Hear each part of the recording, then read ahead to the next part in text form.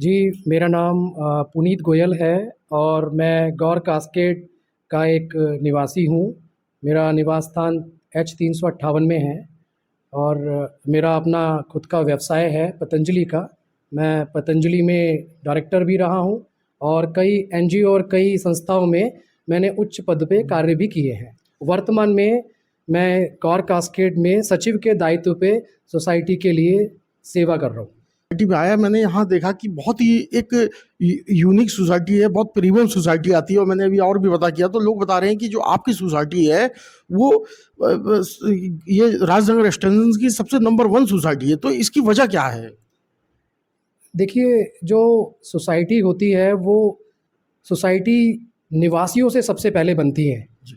उसके बाद दूसरे नंबर पे आती हैं व्यवस्थाएं, तीसरे नंबर पे आती हैं उसका प्रबंधन यानी बोर्ड। इन तीनों से मिला के ही एक आदर्श सोसाइटी का निर्माण होता है। जिस सोसाइटी में निवासी जागरूक और सोसाइटी हित में निर्णय लेते हैं वो सोसाइटी नंबर 1 रहती है। हमारी राजनगर एक्सटेंशन में गौर कास्केड आज की डेट में अगर सबसे प्रीमियम और सबसे सुंदर और भव्य और अच्छी सोसाइटी में गिनी जाती है तो उसका श्रेय हमारे सभी गौर कास्केड के नागरिकों को, हमारे गौर परिवार को जाता है और उनकी व्यवस्थाओं को जाता है। अच्छा, मैं जब आ रहा था तो मैंने देखा कि हर एक चप्पे पे आप लोग के सिक्योरिटी के जवान तैनात हैं। मैं बेसमेंट में भी गया, वहाँ भी मैंने देखा A block, B block, C block, हर जगह मैंने देखा कि जो है गार्ड अपनी ड्यूटी पूरी मुस्तैदी से कर रहे हैं। जो सुरक्षा है आप लोगों ने मेंटेन कैसे किया है? देखिए, जैसा मैंने अभी आपको बताया कि सबसे पहले जो पार्टिसिपेंट होते हैं व्यवस्था में वो बेनिफिशियरी ही होते हैं। हमारे जो गौर परिवार है, निवासी हैं, वो खुद व्यवस्थाओं को पालन करने में सबसे ज़्यादा सहयोग करते हैं कि रॉन्ग साइड नहीं जाना, गार्ड को अटेंटिव रखना है। व्यवस्थाएं भी इस तरीके से क्रिएटेड हैं कि वो व्यवस्थाओं को सुचारू रूप से चालू रखने के लिए उनको प्रतिबद्ध करती हैं। डेली बेसिस पे इनकी ब्रीफिंग, समय समय पर इक्विपमेंट अपग्रेडेशन। आपने घुसा होगा, कई हमारे मित्र जैसे हमारे घर पे आते हैं तो वो ये कहते हैं यार तुम्हारी गौर से सोसाइटी की जो सिक्योरिटी है ना वो Z+ सिक्योरिटी वाली है कि अंदर घुसो तो 10 सवाल जवाब देने पड़ते हैं। तो ये जो चीज़ हमने क्रिएट की है ये किसी एक व्यक्ति के द्वारा नहीं की गई है, ये पूरी समाज, पूरी सोसाइटी द्वारा किया गया है। आप जैसे घुसेंगे तो आपके वहाँ से वायरलेस होगा कि आप बेसमेंट में आ रहे हैं। गार्ड वहाँ से निकलते हुए उसको पूरा मॉनिटरिंग करेगा कि ये व्यक्ति है या नहीं है। ब्लॉक में गार्ड बैठे हुए हैं। तो एक ये ऐसी व्यवस्था है जो प्रतिदिन प्रतिदिन अपग्रेड हुई है। गेट मैनेजमेंट सिस्टम हमारा बहुत स्ट्रांग है। तो निश्चित रूप से गौर की सोसाइटी राजनगर एक्सटेंशन में तो Z+ कही जाए तो कोई अतिशयोक्ति नहीं है। अच्छा, मैं ये कह रहा हूँ कि पूरे गाजियाबाद में, नोएडा में एक समस्या हर सोसाइटी में आती है। मैं उस समस्या के बारे में आपसे पूछूंगा, लिफ्ट की। क्योंकि अब कई जगह ऐसे हैं कि जो बहुत अच्छी अच्छी बिल्डिंगें बनी हुई हैं, सोसाइटियाँ हैं, उसमें लिफ्ट की रुकने की समस्या, वहाँ पे बहुत ज़्यादा लिफ्ट की परेशानियाँ लोगों को झेलनी पड़ रही है। तो उसके लिए क्या कहेंगे आप? आपने जो प्रश्न उठाया है वो बहुत इम्पॉर्टेंट है क्योंकि माना जाता है कि लिफ्ट जो है वो एक सोसाइटी की आत्मा होती है। हर निवासी हर समय लिफ्ट के उपयोग के लिए तैयार रहता है, उसे करनी होती है। और गौर कास्केड एक ऐसी सोसाइटी है जो लिफ्टों के कंप्लाइंस को पालन करने के लिए 100% प्रतिबद्ध रहती है। सोसाइटी ने लिफ्टों के AMC के एग्रीमेंट जो जिससे लिफ्ट खरीदी है कोने कंपनी, उसको दी हुई है जो सबसे ऑथेंटिक एजेंसी मानी जाती है। इसके साथ साथ हमारा जो टेक्निकल स्टाफ है, एनवायरो जो देखती है कंपनी, उसने भी एक रूटीन शेड्यूल इसका दे रखा है जो डेली और वीकली बेसिस और मंथली बेसिस पे उस शेड्यूल को चेक करती है। लॉगबुक हर लिफ्ट कार के रूम में लगी हुई है। और इसी के साथ हमने एक जो कोने कंपनी जो हमको AMC प्रोवाइड करती है, हमने उससे ये इंश्योर किया हुआ है कि जो इसेंशियल और कुछ इंपॉर्टेंट पार्ट्स हैं वो हमारे ही गोडाउन में, हमारे यहाँ पे स्टोर रूम में वो उनको स्टोर रखे ताकि हम इमरजेंसी में हमें भागना ना पड़े। लेकिन कई बार कई महंगे और इम्पॉर्टेंट पार्ट्स होते हैं, हमने उसका टैट रखा हुआ है कि भाई 48 आवर्स के अंदर हमारी कंप्लेंट सॉल्व होगी। इसके अतिरिक्त आप इस मेंटेनेंस की जो क्वालिटी है आप उसको ऐसे देख सकते हो कि 2024 यूपी एक्ट, लिफ्ट एक्ट के अनुसार राजनगर एक्सटेंशन में गौर कास्केड, मेरी जानकारी में गौर कास्केड पहली सोसाइटी थी जिसने ये रजिस्ट्रेशन पूरे कंप्लाइंस के साथ पूरा किया 19 लिफ्टों का। हाउसकीपिंग की स्थिति मैंने देखा आपके यहाँ बहुत बेहतर है। काफ़ी जो आपके नागरिकों से मेरी बात हुई, सोसाइटी के लोगों से मेरी बात हुई, तो कह रहे हैं कि बहुत अच्छी है यहाँ पे। तो आपने इतनी अच्छी सिक्योरिटी भी मेंटेन करके, हाउस कीपिंग भी मेंटेन करके, तो वजह क्या है? देखिए, अभी परिप्रेक्ष्य सारा वही है, निवासी, व्यवस्था और व्यवस्थापक। और हर चीज़ ढंग से चलती है। जेब में पैसे नहीं हो और आप काम करने निकलो तो आप कभी काम नहीं कर सकते। आपके पास पैसे ना हो, वेंडर आपको दबाता रहेगा कि भाई साहब काम कराना किसी और से करा लो। सोसाइटी ने जब फ्री हैंड दिया काम करने का, तो तब आप इतने सक्षम हो गए कि आज आप वेंडर से आंख मिला के बात करते हो कि भाई काम करना है कर, नहीं तो दूसरा वेंडर आएगा। तो सफाई में हमारी जो निवासी हैं, हमारे सोसाइटी के बच्चे हैं, सब लोग अपना गार्बेज, अपना वेस्ट मटेरियल एक तरीके से सेग्रीगेट करते हैं। गार्बेज को गार्बेज बैग में डालते हैं, डस्टबिन में सामान डालते हैं। तो सब सिर्फ ये हाउसकीपिंग तक की जिम्मेदारी नहीं है, हमारे निवासी इतने ज़्यादा जागरूक हैं कि वो खुद अपने प्रेमाइसिस को साफ रखते हैं। अच्छा, सीएसआर की क्या स्थिति है यहाँ पे? देखिए, बहुत अच्छा प्रश्न है। और आज की डेट में भारत सरकार भी प्रयास रहती है कि जो ऐसी संस्थाएं हैं जिनके अपने कोई रिवेन्यू सोर्सेज नहीं है, जो इनकम नहीं लेती, जो सिर्फ सामाजिक धन से चलती हैं, इनके लिए उन्होंने सीएसआर का गेट खोला था पहले से, लेकिन उसको और व्यापक कर दिया। अभी हमने रिसेंट में अपनी सोसाइटी का दर्पण रजिस्ट्रेशन सर्टिफिकेट कराया है, जिसके अंतर्गत अब सोसाइटी एलिजिबल हो गई। अगर कहीं पे भी हम सीएसआर में अप्लाई करते हैं और हम एप्लीकेबल हैं वहाँ पे, तो हमारे लिए गवर्नमेंट के पास और अन्य कंपनी के पास सीएसआर लेने के लिए एक मार्ग खुल गया है। जी। अब हम सीधा चुनाव पे आते हैं, क्योंकि देखो चुनाव का ही यहाँ एक इस समय माहौल बना हुआ है। तो चुनाव में क्या स्थिति है? हमारी सोसाइटी 2019 से बिल्डर से हैंडओवर लेने के बाद से आज तक राजनगर एक्सटेंशन की सबसे शांत सोसाइटी मानी जाती है। चुनाव जो है वो व्यक्तित्व, उसके विजन और उसकी निष्ठा और उसके साथ सोसाइटी का समर्पण क्या है, वो सब चीज़ों को ध्यान करते हुए, प्लस आपका विजन, आपकी इंटीग्रिटी, आपका ऑब्जेक्टिव, इन सब चीज़ों को ध्यान में रख के निश्चित रूप से 10 लोग तो चुने ही जाएंगे। एक राष्ट्रीय समाचार पत्र ने, जो हिंदुस्तान का एक जाना माना नाम है, उन्होंने आपको एक उपाधि दिया है आपकी सोसाइटी को, तो क्या कहेंगे आप उसके बारे में?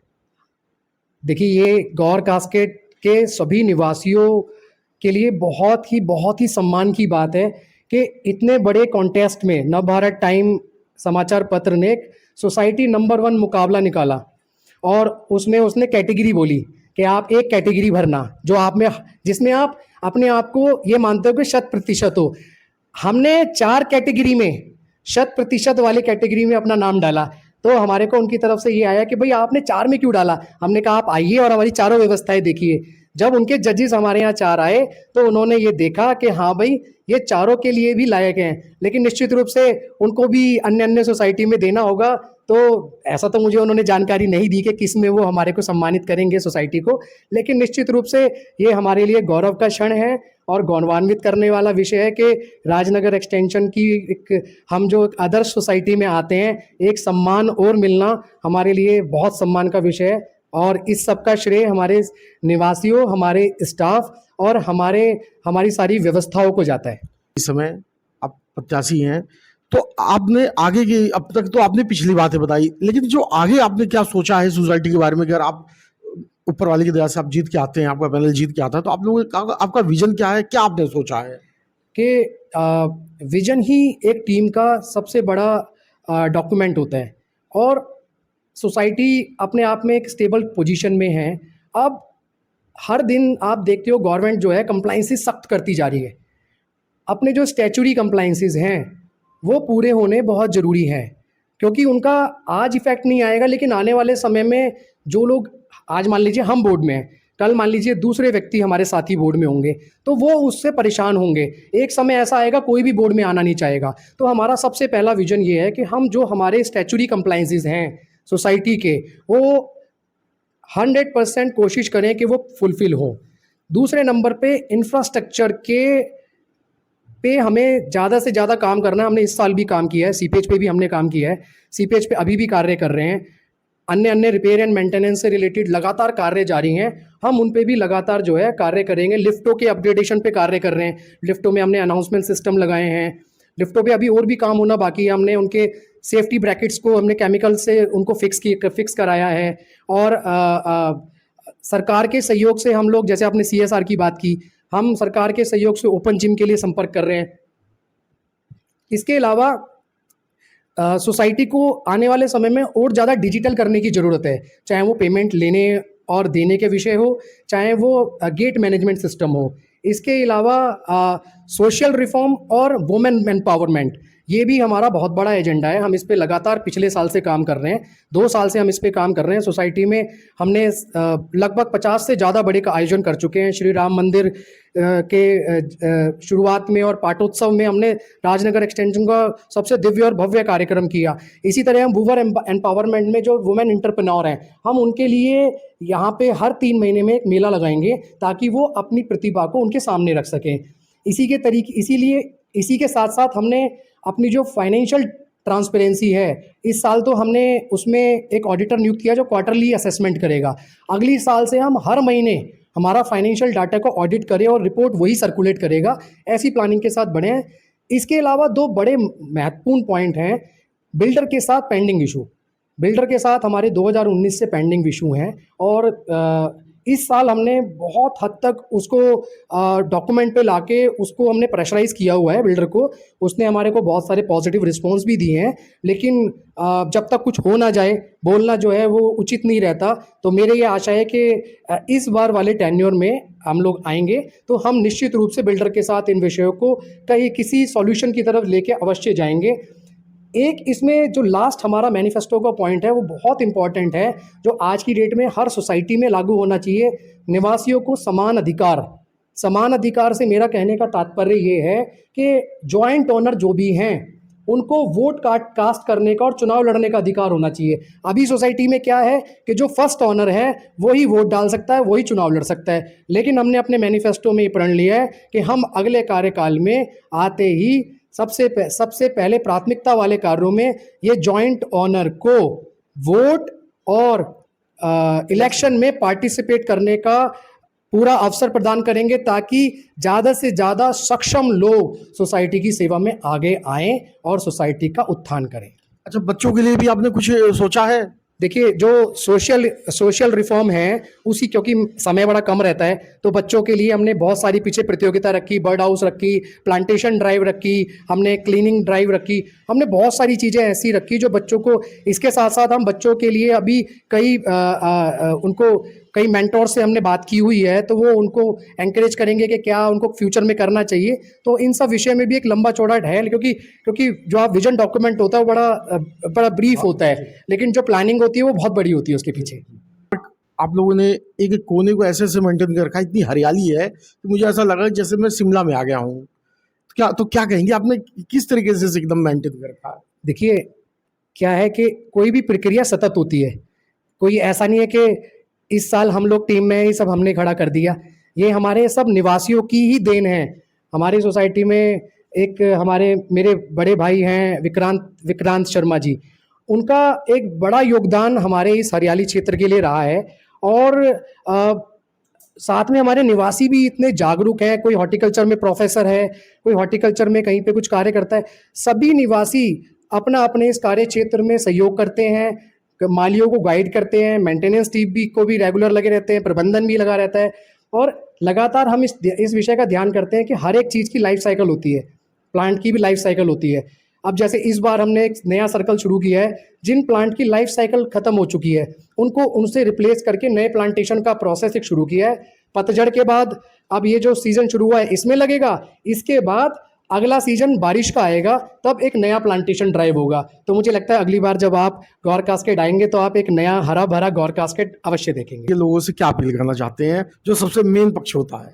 देखिए, मैं किसी को कोई अपील करूं इतना तो मेरा ना तो सामर्थ्य है और ना ही मैं इतना विद्वान व्यक्ति हूं। सब लोग अपने क्षेत्र के सामर्थ्यवान और विद्वान व्यक्ति हैं। हर व्यक्ति को समझता है कि उसको किसको चुनना है और किसको नहीं चुनना। मेरा आपके माध्यम से सिर्फ एक ही निवेदन रहेगा कि जैसे देश में एक पैनल को वोटिंग होती है, उससे क्या होता है, स्थायित्व रहता है।